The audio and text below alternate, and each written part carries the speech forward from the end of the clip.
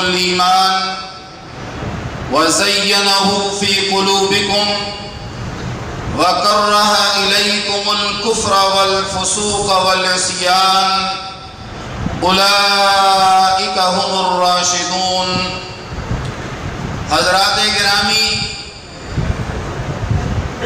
عرب کی وادی ظلمات کے بحر بے قرار میں ڈوب رہی تھی۔ چشم فل انسانیت کی تذلیل پہ نقاب چہرہ تھی، اور شیاطین انسانی وادیوں پر قبضہ جما چکے تھے۔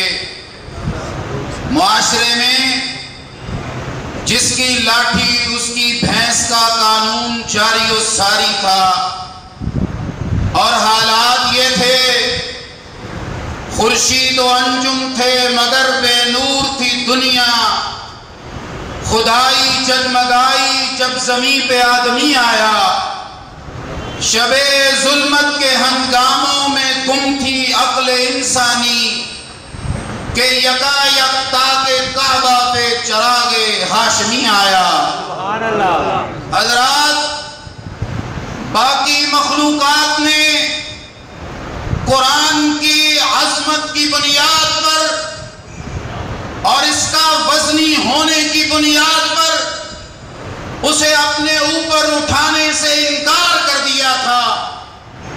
انسانوں نے یہ ذمہ داری نبھانے کی ٹھان لی، اور اللہ نے اس امت کی راہیابی کے لیے اور اس امت کی ہدایت کے لیے اپنے آخری پیغمبر جناب حضرت محمد الرسول اللہ صلی اللہ علیہ وسلم کو خاتم الانبیاء بنا کر بھیجا۔ اور آقا نے کہا تھا، اللہ نے پوری کائنات کے دلوں کو چھانک کے دیکھا، اور سارے لوگوں کے دلوں میں سے انبیاء کے دلوں کو اعلیٰ پایا، اور اسی طرح غیر انبیاء کے دلوں کو چھانک کے دیکھا تو اللہ کے آخری پیغمبر جناب حضرت محمد الرسول اللہ صلی اللہ علیہ وسلم کے صحابہ کے دلوں کو عظیم پایا۔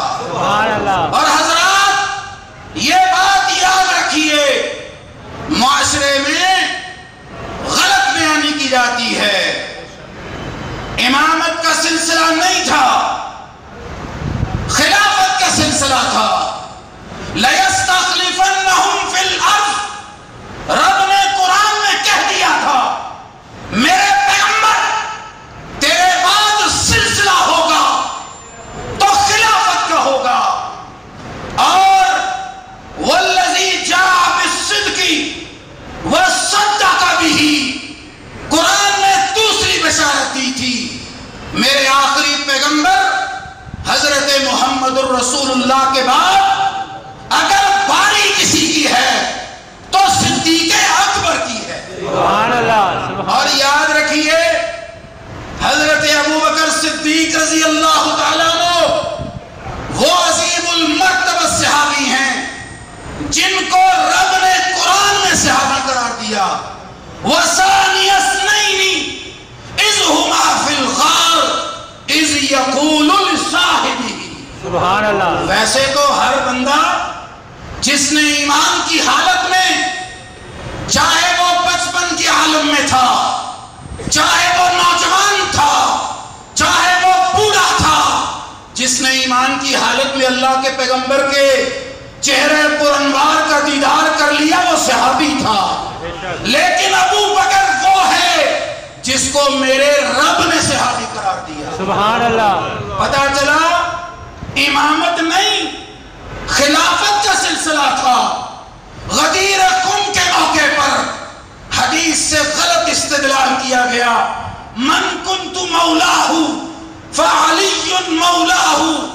ہم مانتے ہیں، آل الحدیث مانتے ہیں، مکتبہ دیوبند مانتا ہے، اور بریلوی مکتبہ فکر مانتا ہے، اس قرۂ عرض کی پشت پر تمام اہل سنہ اس بات کو مانتے ہیں اللہ کے پیغمبر نے حضرت علی المرتضی رضی اللہ تعالیٰ عنہ کو اپنا مولا قرار دیا تھا، اپنا دوست قرار دیا تھا، اپنا حبیب قرار دیا تھا.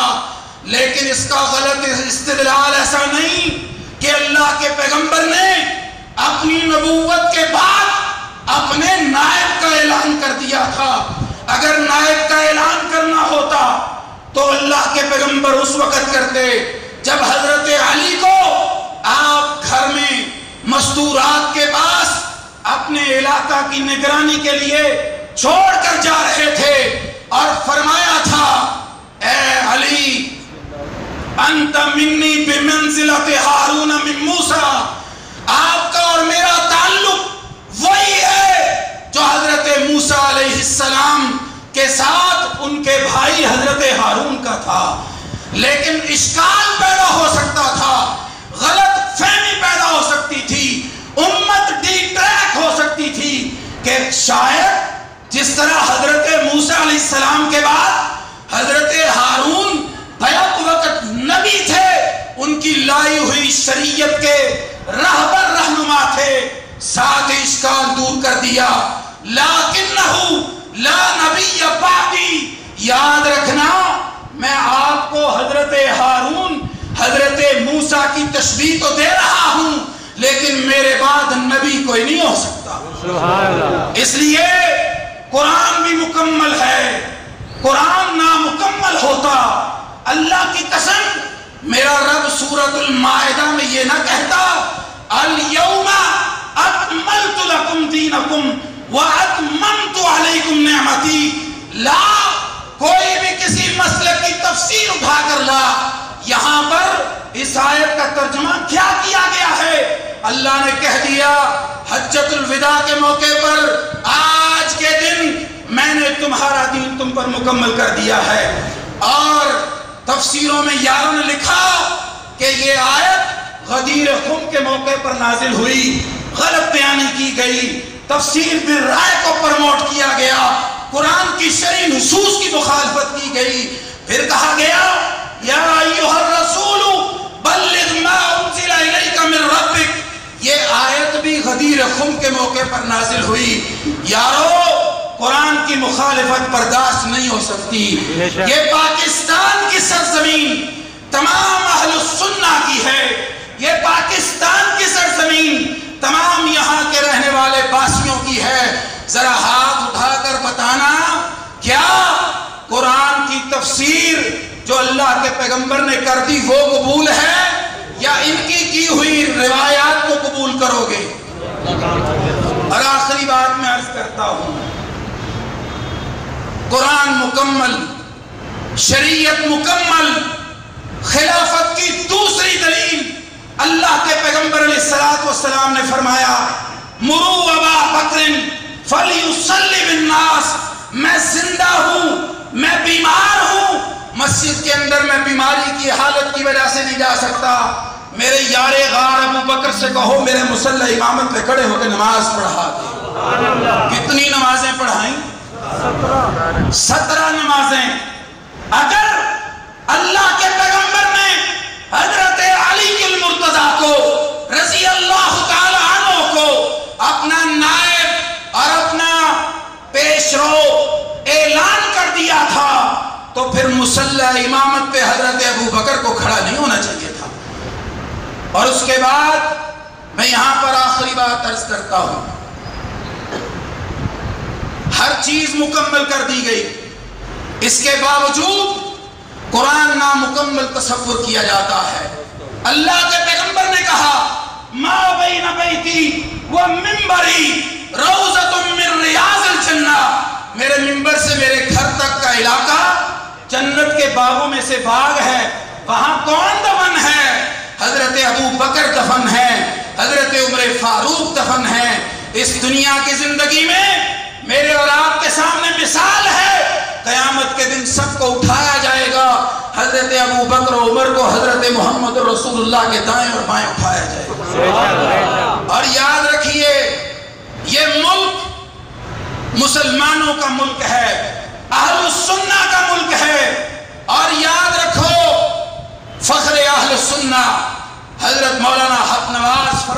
کرتے تھے کہ اہل حدیثوں کی جبہ و دستار، اہل حدیثوں کا سرخیل، اہل حدیثوں کی پوشاک اور اہل حدیثوں کا وقار شہید ملت علامہ احسان الہی ظہیر شہید رحمہ اللہ نے قیامت تک کی دیواروں کے لیے وہ علمی مواد یونیورسٹیوں کی لائبریریوں کے سپرد کر دیا ہے کہ ہر وہ شخص جو ابو بکر و عمر عثمان و علی، حضرت زبیر، حضرت امیر معاویہ اور تمام صحابہ کے خلاف جو کوئی بندہ بات کرے گا اس کی زبان بندی کے لیے احسان الہی ظہیر کی کتابیں کافی ہیں۔ اور میں یہاں پر یہ بھی بات کہنا چاہتا ہوں، قرآن مکمل، شریعت مکمل، اور کیا آپ اپنی اماں کی بے عزتی توہین برداشت کریں گے؟ نہیں کر سکتے۔ حضرت امیر معاویہ جو شجرہ پاکیزہ سے ہیں، انہیں شجرہ خبیثہ کہا گیا۔ اللہ نے کہہ دیا کُلًّا وعد اللہ الحسنى۔ حضرت ابو بکر سے حضرت امیر معاویہ تک تمام صحابہ کے لیے میرے رب نے اپنی جنتوں کا اعلان کر دیا۔ بے شک بے شک۔ حضرات، ہم دین محمد کے وفادار سپاہی باطل کی خدائی کو گوارا نہ کریں گے، ہم تھامے رہیں گے یوں ہی اس علم کو، نشہ اس کا جادو جگاتا رہے گا، اپنے خون سے جلائیں گے ایسے چراغ ہم، بجھ بھی اگر گئے تو اجالا نہ جائے گا۔ وآخر دعوانا الحمدللہ۔ سبحان اللہ۔